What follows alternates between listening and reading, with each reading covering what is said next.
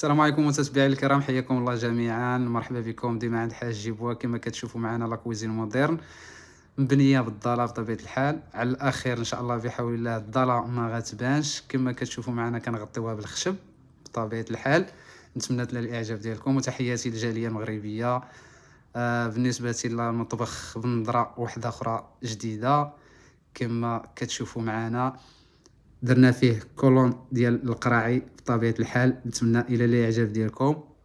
وبالنسبة للمجورة ديال لي كاسرول حتى هما، بالنسبة للمجورة ديال المعالق تحت الفور ما خلاتش لينا الضاله بطبيعة الحال لي سباس باش نديرو مجر صغير، اضطرينا اننا نديرو في جهة اخرى.